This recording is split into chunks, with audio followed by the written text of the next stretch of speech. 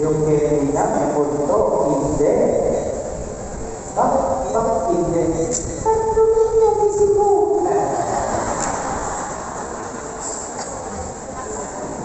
Dahil maganda yun. Sabi ng bahay naman, ako, ang Santo Niño, sasakitin ako. Bakit naman nasa? Santo Niño de Tondo.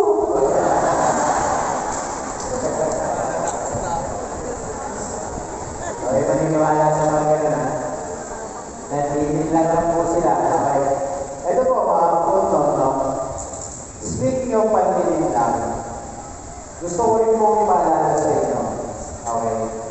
Na yung mga nagpo-possess ng mga masamang spirito ay talagang demonyo yan. Hindi rin po yan mga kaluluwa ng tao. Kaya kayo maniniwala nung mga medium-medium, sasabihin, pwede ko ba makausap lolo ko? Ikaw ay pupunta ka sa isang demonyo lang noon na nagpo-possess. Alam niyo po yung kaluluwa ng tao, hindi yung paninilutan niya ng Diyos na aalihin sa mundo. Kaya po, yung mga nagpapakita na kamukha ng tatay mo, lolo mo, namatay sa kaibigan, hindi po sila yun. Tandaan nyo, may kumalat na dito eh. Ako yung nagsasalita sa Radio Live. Sinabi ko naman talaga na hindi po mga kaluluwa ng tao na nagpapakita sa atin. Kasi pag namatay po tayo, ayon po sa turo ng simbahan, kapag namatay tayo at the hour of death, yung soul po natin ay pupunta na kung saan dapat pupunta. Yun po yung tinatawag sa katekismo na particular judgment. Pupunta na sa langit, purgatorio, o impyerno. Walang kaluluwang umaaligid sa mundo.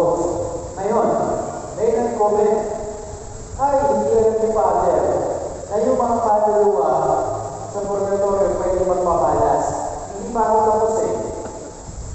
Kapag pinayagan ng Diyos ang isang kaluluwa mula sa purgatorio, maaari magparamdam, pero para humingi lamang ng dasal. Guys, no? Kaya pag meron pa yung mga nararamdaman nakikita, unang-una, huwag ka patakot. Pag-dasal mo, baka kaluluwa ito sa purgatorio na pinayagan ng Diyos na magparamdam. Eh, magandang mangyayari kasi. Pero, mas kadalasan, kapag nakakatakot, nananakot, white lady raw, pugot na ulo, hindi po ito yung mga kapag-anak natin. Sila po ay demonyo. Kaya kung meron sa bahay nyo, pag-uwi ko sabihin nyo agad, oy, kilala ko na demonyo ka. At sabihin mo, in the name of Jesus, I cast you out, devil. Eh, di mo gawin nyo doon sa bahay mo, ha? Tingnan mo, maya-maya, nag-iiglig na ang biyanan mo. Nag-iigpapit na siya. Kasi may pupuntahan. Okay? So yun na. Kung may pamalita, ang kaluluwa ng tao, pag namatay, dahil sa turo ng simbahan ng particular judgment, diretso na kung saan dapat mapunta. Diyos, ang kaluluwa sa purgatorio ay maaaring humingi ng panalangin. Amen? Kaya pagdasal po ninyo, darating na ang das. November 1, humingi ng dasal. November 2, ipagdasal. Yung mga kaluluwa sa purgatorio. Nangigas nyo? Okay. Good. So yung possession ay hindi po mga banal.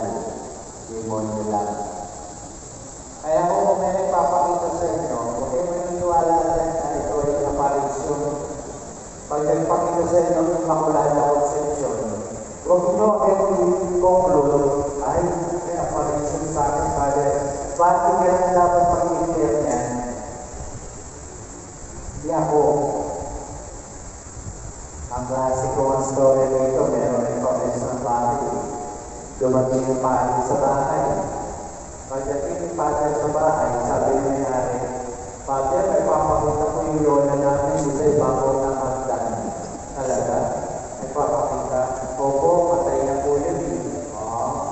Sabi ni Father, parang pamilya ko bahay mo. Sabi ni Father, Father, 3 months ago po, kayo nag-dress ito. 3 months ago ako nag-dress. Pero ngayon, papakita yung lola mo sa trabaho ng hagdan. Opo, Father. Sabi ni Father, magkano yung standard na nangyayari sa akin?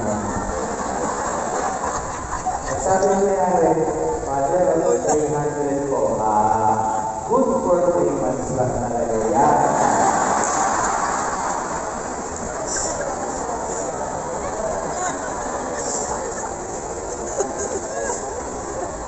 Tapos bumulong si Father, bigyan mo ko ng tubo. 2 years yung papasalit. But wait, there's more. May promo ako ngayon. Bigyan mo ko na 5,000, ikakapos ko na ang lola.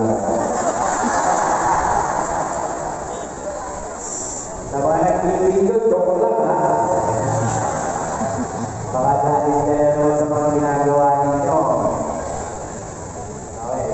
Pag binibigyan po, para sa inyo na lang yan, huwag nyo ng pagkakitaan.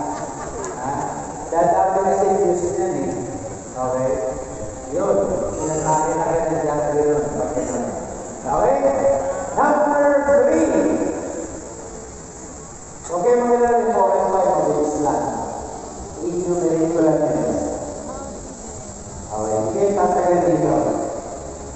Mamaya mag-regress na. Di ba dalawa kayo kapag-recorder?